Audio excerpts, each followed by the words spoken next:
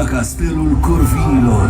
Aici, în fața legendei Via Transilvaniei, vă prezentăm în seara aceasta Drumul Corvinilor. Corvinii au reprezentat una din familiile care au marcat Europa secolului al XV-lea. Dintre aceștia, cei mai importanți au fost Ioan de Hunedoara, apărătorul creștinătății, și Matea Corvin, cel mai apreciat rege al Ungariei. Originea măreței familia Corvinilor este învăluită în mister. Unii spun că se trag din rândul boierilor munteni, fideli lui Mircea cel Bătrân, refugiați în Transilvania. Alții susțin că sunt nobili români din zona Hunedoarei.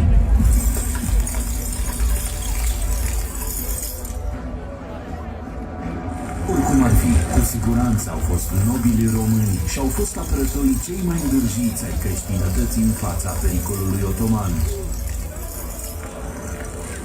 Primii pași spre ascensiunea Corvinilor i-a făcut Voicu. La 18 octombrie 1409, viteazul cavaler de curte al regelui Sigismund de Luxemburg primește posesia regală Hunedoara, ca urmare a meritelor arătate în slujba regelui și a faptelor de vitejie. Căsătorit cu Elisabeta de Marcina, au avut doi fii, Ioan de Hunedoara și mezinul Ioan supranumit cel Tânăr. Fiul cel mai mare al lui Voicu, gloriosul Ioan de Hunedoara, este cel care se ridică de la statutul de mic nobil, devenind guvernator al Ungariei.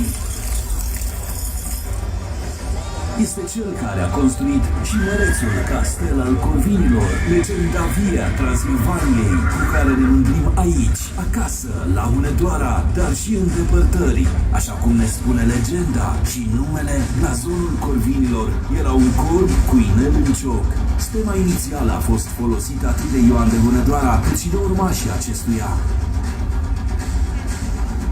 După ce a renunțat la funcția de guvernator al Ungariei, Ioan de Hunedoara a primit un nou titlu nobiliar, cel de comite al districtului Bistrița, precum și un nou blazon, în care, pe lângă corb, apare un leu roșu, susținând o coroană de aur, simbolizându-l pe Ioan de Hunedoara, care, precum un leu, a apărat bunurile coroanei și le-a înapoiat cu mărininie regelui. Elisabeta Silaghi, soția lui Ioan de Hunedoara, provenea dintr-o familie nobiliară din Slavonia sau din comitatul Solnocului de Mijloc. Prin acțiunile sale, atât din timpul vieții eroului de la Belgrad, dar mai ales cele de după moartea lui, acțiuni care au avut ca rezultat propulsarea lui Matia pe tronul Ungariei, Elisabeta poate fi considerată o adevărată doamnă de fier a Evului Mediu.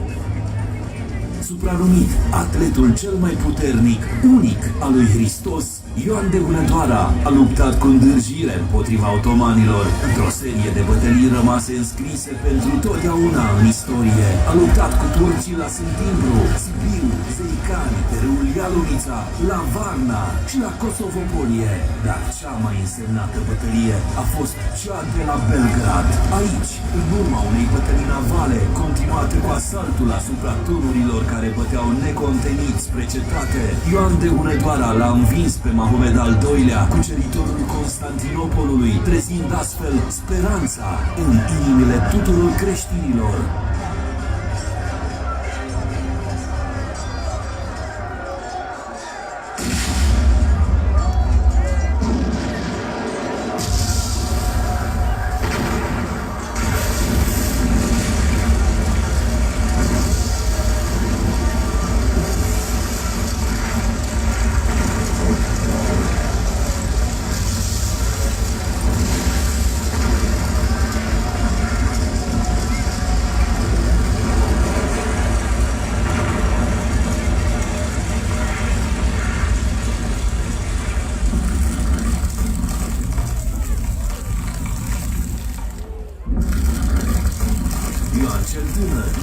Vașcu, fratele mai mic al lui Ioan de Hunedoara, l-a urmat pretutindeni pe acesta. Împreună au deprins arta războiului, împreună au luptat cu turcii și tot împreună au dobândit prima demnitate importantă, cea de ban al Severinului. Însă soarta crudă i-a despărțit. Ioan cel tânăr, murind în luptele cu turcii, date în 1441 în Serbia.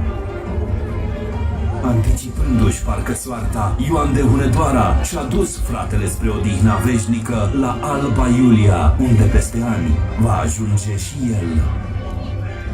Ladislau de Hunedoara a fost primul fiu al lui Iancu de Hunedoara și a însoțit tatăl, încă de tânăr, în toate acțiunile sale militare. Ca urmare a unei îndrăznețe acțiuni de înfrângere adversarilor familiei, este condamnat la moarte și decapitat la Buda în anul 1457.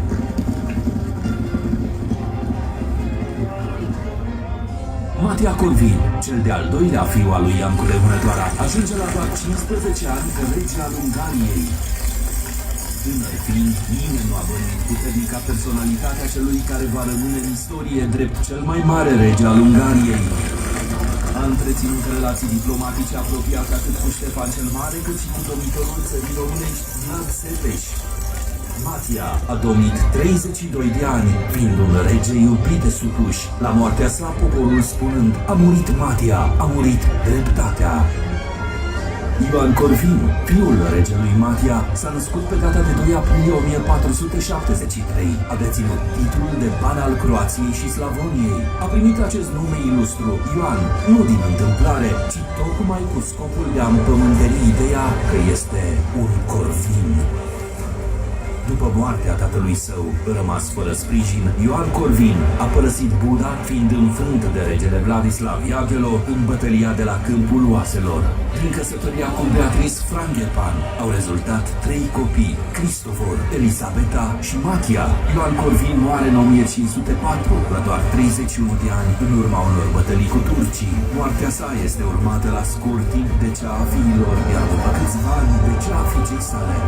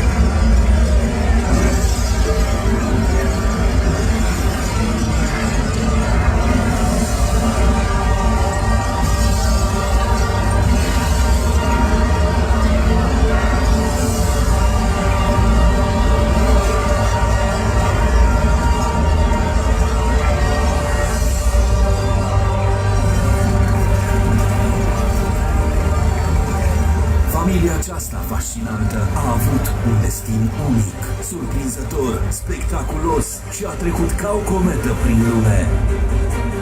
Între toți, cel mai tulburător rămâne Ioan de Hunedoara, un simplu nobil devenit cavaler al crucii, apărător al Europei și prea puternic atlet al lui Hristos.